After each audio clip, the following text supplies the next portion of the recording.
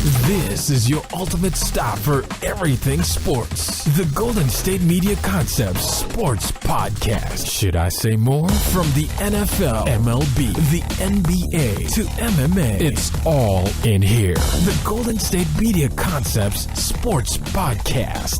Listen now.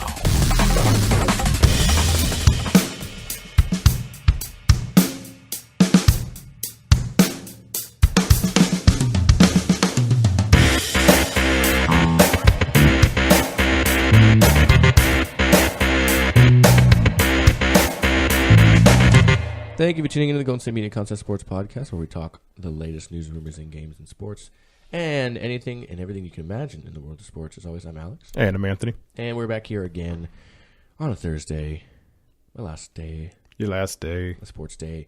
So we're going to take advantage of that and bring you the best sports knowledge we can give you. And by doing so, we're going to be talking about tonight's Thursday night football game in the NFC East, as a matter of fact, and the New York Giants and the Philadelphia Eagles. First time these teams are playing together on a Thursday night in decades. Talking about that, we'll be talking about last night's bowl game that we previewed yesterday, the San Diego County Credit Union Poinsettia Bowl between the BYU Cougars and the Wyoming Cowboys. And we'll preview tonight's famous Idaho Potato Bowl between the Idaho Vandals and the Colorado State Rams. We'll also be talking about the Duke Blue Devils' suspension of Grayson Allen for another intentional tripping of an opponent. And to end the show, we'll be talking a little bit about the decision to suspend running back Joe Mixon of Oklahoma after an incident in which he was videotaped on a security camera hitting a woman in a restaurant, I believe it was. And not a lot went into that initially, so we're going to talk about that after our last break. But we're going to start by talking about the Thursday night football game between the New York Giants and the Philadelphia Eagles, in a game that pits the 10-4 Giants, whom are very much in the playoff chase, with the Philadelphia Eagles, whom seemed that way to start the year, one would say. Eli Manning's having a pretty good year, 25 touchdowns, only 13 interceptions. Carson Wentz started off great, but has since come back down to earth. 13 and 13 respectively for his touchdown to interception ratio in this one. Rushing numbers are pretty similar. Ryan Matthews, though, is leading the way, of course, for the Eagles with 8 total touchdowns. And then Odell Beckham Jr. for the Giants, 1,173 yards and 10 scores, matches up to only 792 and 3 scores for the leading receiver of the Eagles. Shane Vereen put on injured reserve this week, as well as backup Ryan Massa, but that's not as relevant to the game. Janoris Jenkins, whom has been a very big part, just made his first Pro Bowl for the team in his first year. Not made his first Pro Bowl, but made his first with the team. He is questionable in this one. Safety Nate Burr he's going to be out of this one, and Jonathan Casillas is questionable. So some defensive pieces definitely up in the air for the Giants going into this one. And then you look at that leading receiver for the Eagles, Jordan Matthews, questionable. I know this one. So okay. Halapoulivaati Vataye. That is very impressive. Tackle. Thank you. He's questionable. Kenjon Bonner got put on injured reserve not too long ago. And then 2 guards of theirs, so 3 offensive linemen total, are going to be questionable in this one. You have, like I said, Vaitai, Alan Barber, and Isaac Sumalu, all questionable in this one. So that could be an issue. I don't know if all those are starters. I'm not familiar with the Eagles' offensive line so much. Who do you give the upper hand to? You have the Eagles who started off so hot and then have lost 5 straight games dating back to the 20th of November.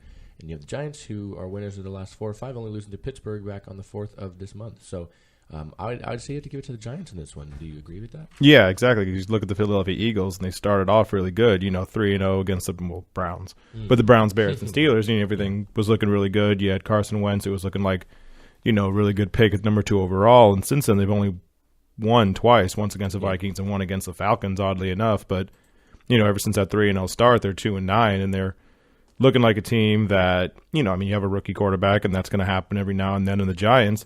Even though Jason Pierre-Paul's gone, he was doing really well for him. The defense has been looking good, and on offense you have, basically Eli Manning to Odell Beckham, but you also have Victor Cruz, and you got Shepard as well. You have some pretty good talent on offense for the Giants, and, the way they've been playing, they have a chance to basically win 12 games to be a wild card, and the only reason they're going to be a wild card is because the Cowboys basically run away with the entire NFC. Which seems to be this theory at the moment. Right. And I do understand that it's in Philadelphia, correct? This game isn't yet. It's in Philadelphia. Yeah. So that you give a little bit of not an edge to the Eagles, but at least it gives them a little bit of a closer game. It's in Philadelphia Thursday night, those kind of weird things or whatever. But I do think the Giants still have been good enough. I don't think Eli Manning's going to have necessarily like one of those quote unquote Eli Manning games where he, basically decides, I'm going to throw 4 picks today. I think that'll be fun. Yeah, I get you. But if you look at other stuff as far as with the Eagles go, their defense isn't very good, and their offense, their wide receiver Jordan Matthews, he isn't, statistically, or even if you watch the game, anywhere close to Odell Beckham. So I think it'll be, something probably around like call it like a 24 to 13 kind of game where it's never really close and it's pretty much have the lead throughout. Kind of one of those like meh kind of Thursday night games. One of those meh Thursday night games. Yeah. Meh. It doesn't look like it'll be an insanely, I guess, competitive game. Right. I don't really know how they played each other the first time they played one another. I'm pretty sure the Giants won though. I'm interested just because, it's a good matchup in regards to teams. Not necessarily, again, like you said, both aren't amazing. Giants are probably going to be making the playoffs as a wild card because of the Cowboys' ability. So if you look at it that way. But it still should be a relatively entertaining game. Again, I think I'll give it to the Giants for this one. And I believe you were with me on that one? Yeah, I'm with you on that one. I do want to see how Carson Wentz plays just because, like you said, he started off the year pretty hot. Now he's only 13-13 touchdowns to interceptions. So I want to see basically if he can, against defense that, doesn't have Jason Pierre-Paul, but the defense is kind of getting back to pretty what good. Yeah, it's the best interior D lineman in the league with Damon Harrison. So they're getting back to what they were, not in maybe that 2007, 2011 defenses that are obviously championship defenses, but something at least in the sense of, I want to see how he does on a Thursday night because he hasn't really had any of those games recently. As far as Carson Wentz goes, he started off really good, then he kind of tailed off, but you kind of want to see how he does against the Giants because at this point all they're doing is trying to get a couple of wins under his belt and just kind of finish off the year strong. So I want to see how he does with that. And as far as Eli Manning, just don't make the disaster plays. Don't make the plays that are just like, oh, look at he's triple covered. Yeah, Odell Beckham's got it. Oh, no, there's a pick. Yeah, I can agree with you on that. With a win tonight, the Giants would clinch their first playoff berth in a sense of, first playoff spot since 2011. Just with a win tonight over the Eagles. The funniest thing with the Giants, or at least with Eli Manning specifically, is he has 8 playoff wins, and those 8 playoff wins are those 2 championship, years basically. And every other time he gets knocked out the first round, or at least the first game he plays. But you can't take those Super Bowl wins away from him, man. And somehow he beat Brady in both of those. I still have no idea how that happened. I watched that 2007, I guess 2008 technically Super Bowl. Yeah, you get hot at the right time, man. That's just how football is. Yeah, I know we saw that stuff with like the Packers. We saw that with the even Pittsburgh Steelers and stuff like that. We've seen a team be a wild card or some team that just kind of got hot late and all of a sudden they get a Super Bowl. And, even the Ravens, when they had Joe Flacco as the quarterback, he was just, we've seen he's an okay quarterback, but they just got hot at the right time, had some momentum, had some deer antler spray from Ray Lewis or whatever, and, Super Bowl. So that's a decent way to put it, I suppose. It's numbing. It's numbing. But yeah, so we're in agreement here. We're going to go. Yeah, I'll go with the Giants on that one. Yeah. All right. So we move on to now to look at the BYU-Wyoming game. Is the San Diego County Credit Union Poinsettia Bowl, a game that was pouring. I don't know if you saw this. Mm-hmm. The Wyoming kind of has those off brown uniforms, completely black with all the water. Mm-hmm. But BYU wins this one 24-21 in the closest game so far of the Bulls this week. Tanner Magnum of BYU only 8 for 15, 96 yards passing and a touchdown. They don't have as huge passing numbers at BYU. But you look at their running game, Jamal Williams, 25 carries, 210 yards, 1 touchdown, a team total of 216, even though he was one of, technically speaking, 4 people to carry the ball. And again, not many significant numbers there in the receiving game. You look at Wyoming, their passer Josh Allen, 207 and 2, but he also had 2 interceptions. More of a committee type of output in the run game for the Cowboys, with 155 coming from them. And then you look at their receiving day, and their leading receiver in this one was Jake Mulhart, 2 for 33. So it spread it around a decent amount. It was just a really rainy day. Hard to really get points. I'm surprised they scored 24 and 21, to be honest. So it's tricky playing the game in San Diego. They're playing at Qualcomm Stadium, where the Chargers play. I didn't know it was raining even at all in San Diego, so that's interesting. But yeah, it's just tough. It was a tough day to play. You know, BYU at one point was up in this one pretty close to 20-0, or 17-0 before they, you know, Wyoming had a really strong fourth quarter, scoring 14 points, but it was not enough. So that's the downside of it.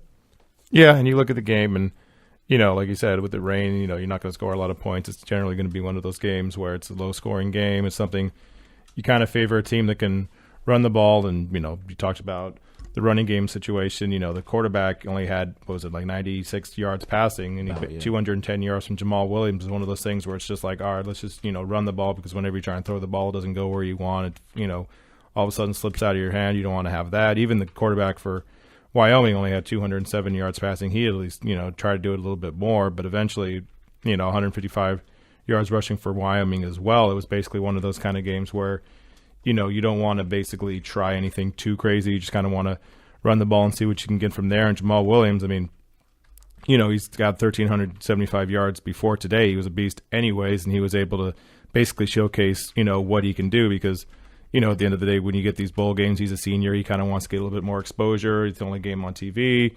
You know, get the scouts to see a little bit something like that. So hopefully he can help him out. But, you know, considering how BYU's been this year, they've been a okay team. You know, they're 8-4 before today, but like I said, they had a couple of wins against Michigan State, Mississippi State, and against Arizona. So it's at least some nice wins there, and they barely lost to BYU, or not BYU. They are BYU. Yes, they are. They lost to Boise State 28-27. So, you know, it makes sense that they would get the win over a Wyoming team that, you know, smaller school, you know, but 8 wins still is 8 wins. But, you know, it makes sense that BYU got the win. Yeah, I mean, we kind of expected them to win. We didn't expect it to be an amazingly, you know, crazy game. Sure. We didn't even know about the rain at that point either. Yeah. So I guess that kind of aided that, I suppose one could say. But, you know, BYU at one point was a good team this year in their division. So it's interesting to see that they at least get out. You know, both teams, like, again, they were very similar throughout the year in terms of record. You see one team get there with their bowl win. All right, and last but not least, before we go take our first break, we're going to preview tonight's famous Idaho Potato Bowl between the Idaho Vandals, sitting at 8-4, and the Colorado State Rams, sitting at 7-5. Idaho, you know, with their year, you know, this year, it's actually pretty surprising that they got to a bowl game. Not like they had a bad year; they actually had a good year. And you look at, you know, both starting quarterbacks, very similar. The running game, very similar. The passing game, you have a very, very big difference in receiver to receiver between Idaho and Colorado State. Even though Colorado State is a little bit lower in regards to their record by game, but in that aspect, I'm going to give it to Colorado State. I think they're more powerful offensively, and I think they can show a little bit more. Okay, I'm go with Idaho on this game. The only reason why I'm going to go with Idaho in this game, you know, you talk about the kind of style of offense and everything else like that.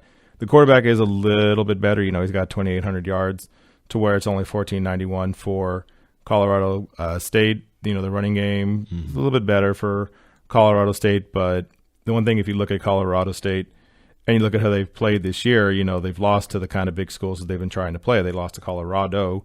They lost to Minnesota. They lost to even Wyoming. Yeah. Lost to Boise State. You know, they lost even to Air Force. They lost to these teams that are kind of, you know, with Colorado and everything, they're kind of like on the precipice of being a really good team.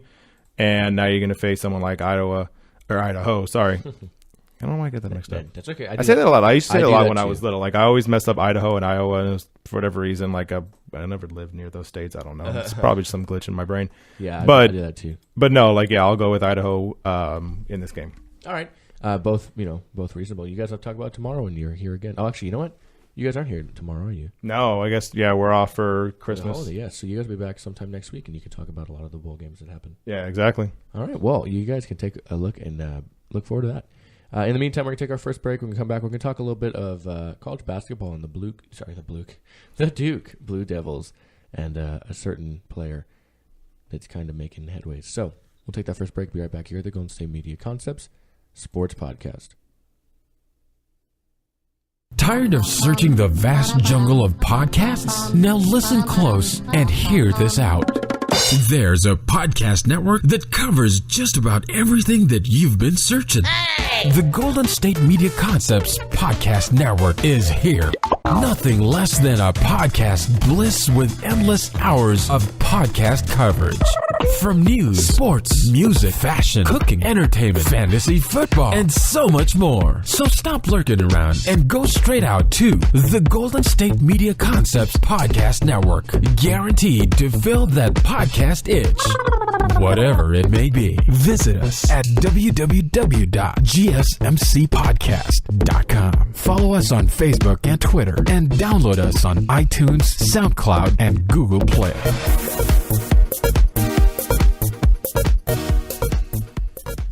And we are back here at the Golden State Media Concept Sports Podcast. And, like we mentioned, it's my last day here, so we want to throw in some fun here for me. And we're having a guest with us on the second and third segments of the show, and it's a football podcast very own Jeremiah. Yes. Hello.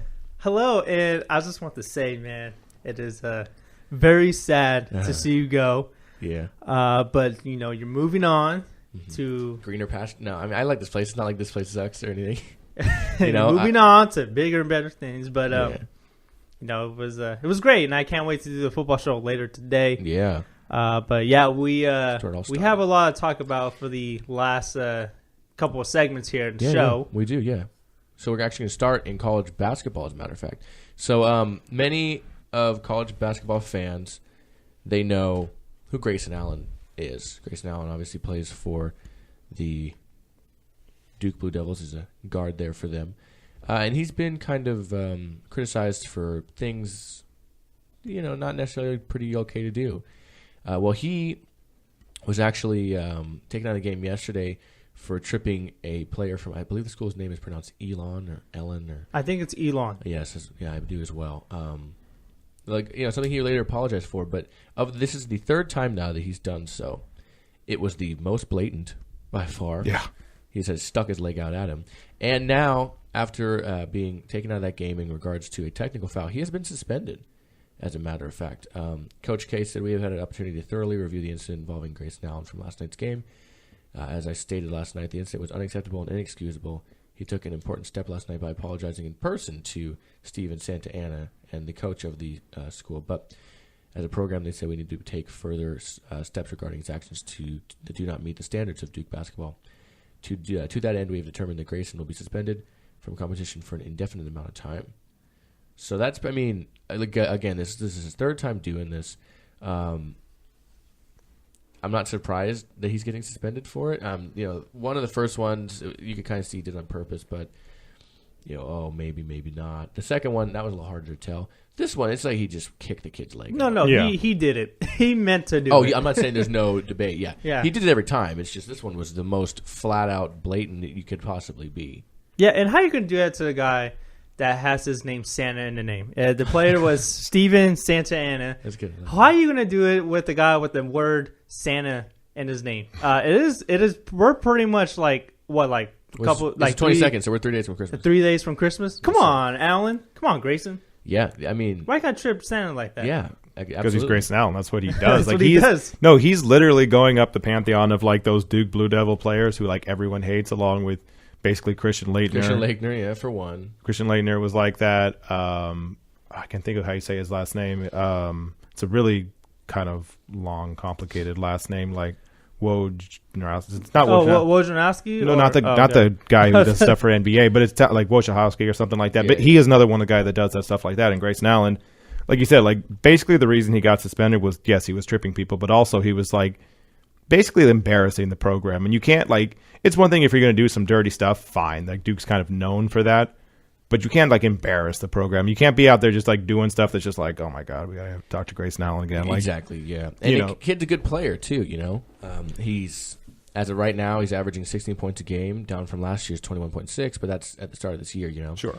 Since the last season though, he's averaging 20.2 points a game, which is the highest average of any major college conference player. So he's he's a good player. It's just he seems to be a head case. Yeah, he's just kind of one of those.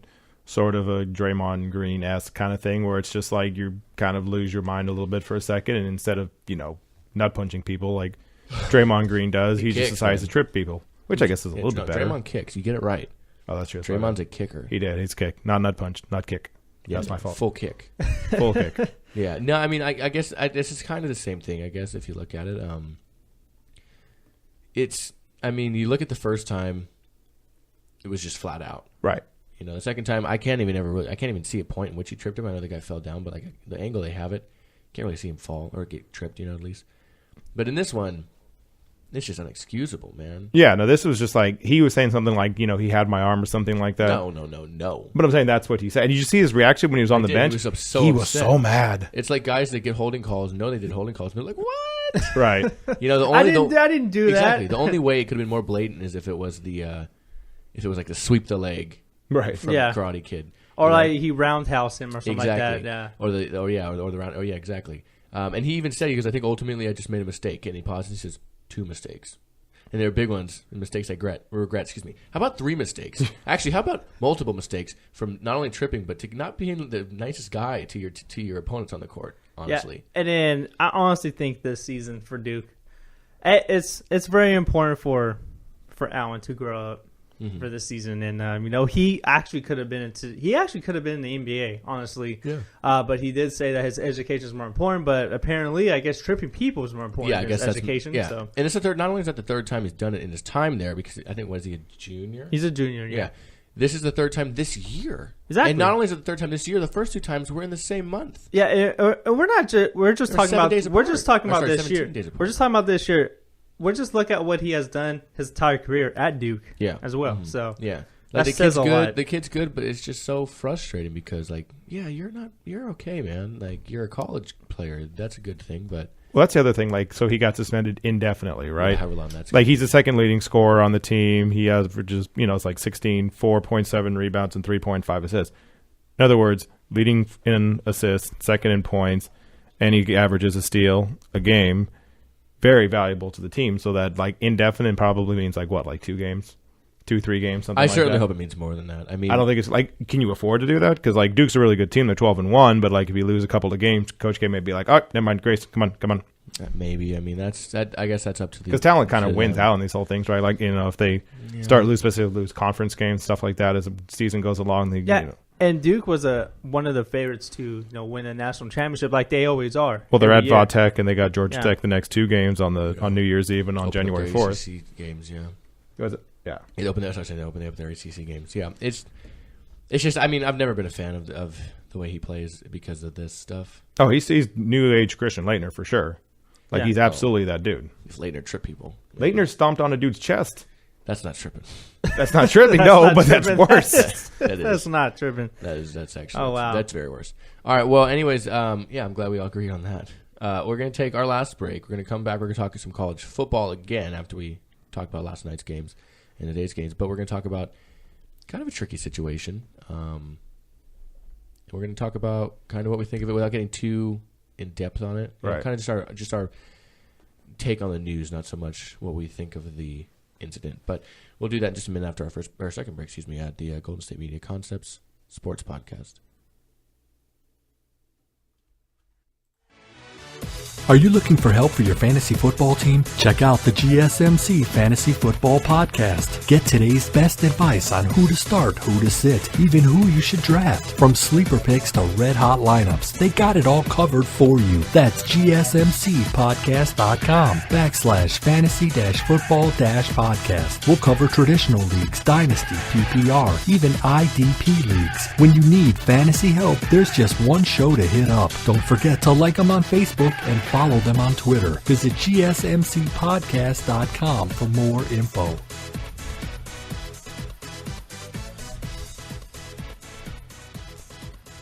And we are back here at the Golden State Media Concept Sports Podcast with Jeremiah, of course, joining us for this last episode of my time here. And we're going to talk a little bit about college football. Obviously, this is a little old news in the sense of the action in which news came out of Oklahoma Sooners running back Joe Mixon punching a female student back in 2014. But the surveillance tape has come out since. And now it's kind of damage control, it seems like. Bob Stoops says, there was a significant penalty when this happened because now it's not enough. If they knew what they knew now, they would have, probably dismissed the kid completely. He said dismissal was really the only thing that was possible. A young guy having an opportunity to rehabilitate, have some kind of discipline to come back from it is not really there anymore. Hopefully the message goes down to even the high school level that things just aren't acceptable to any degree, and there's no recovering, I guess. It just never has been acceptable. So now that he kind of knows these things have happened, he's kind of sitting there looking like, oh, that's not good. He's been criticized all year for allowing Mixon to rejoin the Sooners following a one-season suspension after he fractured 4 bones in the Oklahoma student's face when he hit her. I think they were in a restaurant.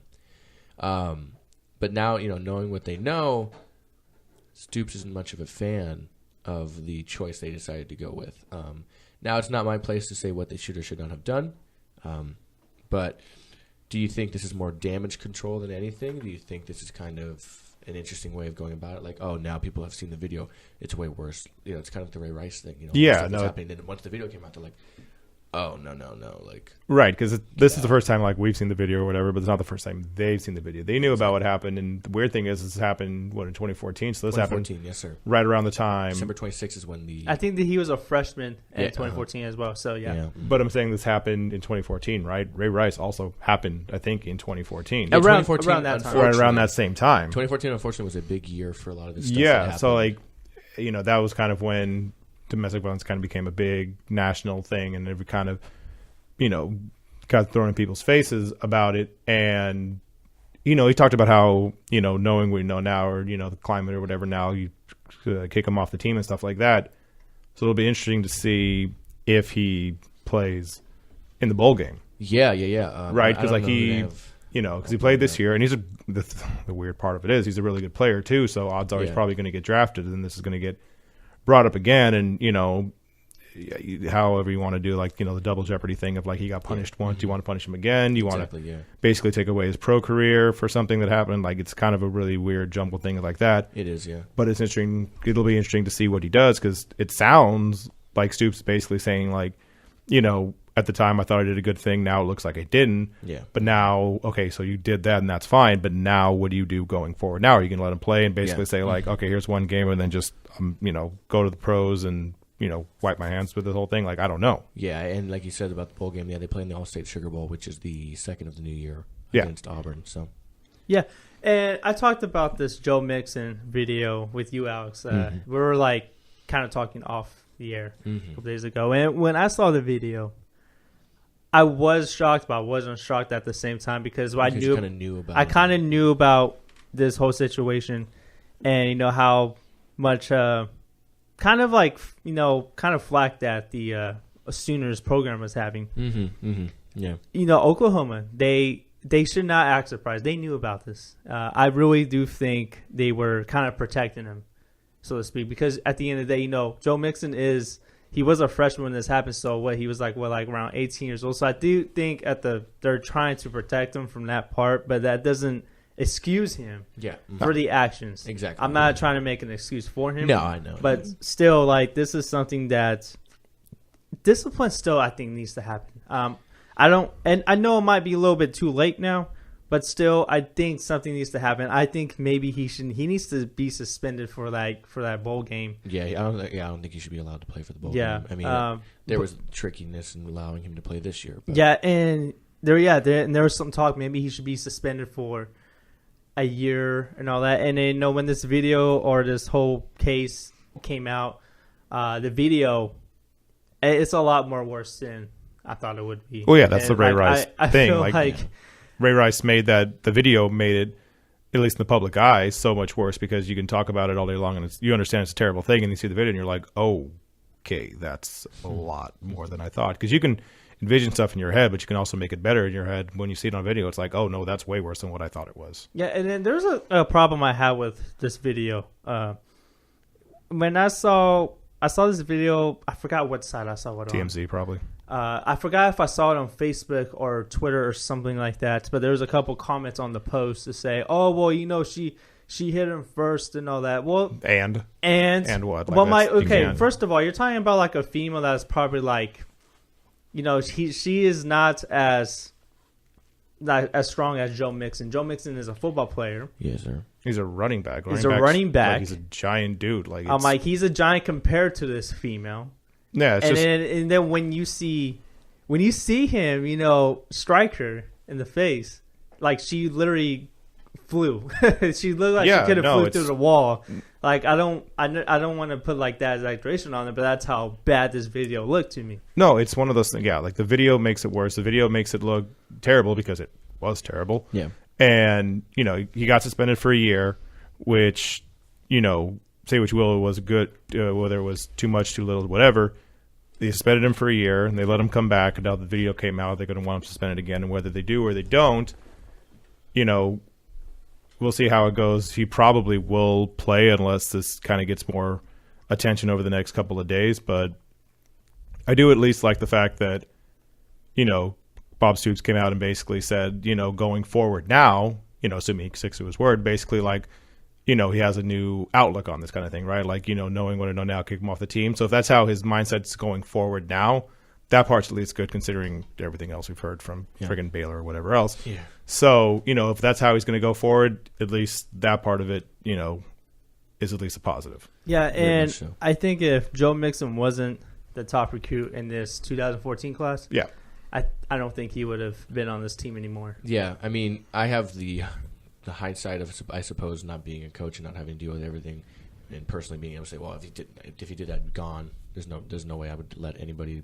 be on my team like that. But you know, it's not an easy situation for a coach like that, especially when they want to do what's best for the kids at the same time. But they know that these kind of things aren't good by any circumstance. So it's unfortunate for not really him by any means. I don't feel bad for Mixon at all. It's unfortunate in terms of a situation from top to bottom. You know, things like that shouldn't have to happen because you shouldn't have done it. But you know, that's just kind of where they are now. It's interesting to see where they go forward with it. But on that somewhat downer note, we are done for the day. Yeah, so, and this is your final sports show. Yeah, thanks for joining us, man. Was it everything you wished it would have been and more? He always comes in and looks through the window like a sad dog. Like he wants to come in and join the show. It was everything I hoped for. It's actually my second episode doing the sports podcast. Yeah, you've been on before. Yeah, and you got to talk basketball on that one, too. I did. Yeah. Well, it was NBA. Majority was football. I forgot what we talked about that day. But that was like a couple weeks ago. Yeah, I think it was the week of Thanksgiving. No, you weren't here. No. I forget, man. I don't know. But you did with Ben. So. Well, yeah. Well, there you go. I'm glad you got to see it. Yeah, I just want to say, man, happy holidays. Don't try to make me cry, man. I'm literally going to be here for the next 2 hours with you. Not literally 2 hours, but yeah. Get over it, man. Mm-hmm. No, thanks. I'm sad Ben wasn't here for the last day, but you know, him and I had our last show yesterday together, and you know, we did the whole ET phone home touch fingers and all that stuff. So you did not do that. We might not have. You know, I'll leave that for the memoirs. All right, I'll leave that for the memoirs, huh, Anthony? Yeah. Anyways, on that note, we'd like to thank you so much as always for listening to the Golden State Media Concept Sports Podcast. Thank you guys for tuning in to every, if not every or any of the 129 episodes that we have done here. And for Ben, my original partner, and Anthony now next to me, and even Jeremiah got in here at one time. Yep. I'd like to thank you guys for listening so much. For Ben, I'm Alex. And I'm always going to be Jeremiah. And I'm Anthony. It's true. Thank you guys for listening. And, you know, they will see you later. Have a good one and enjoy your sports.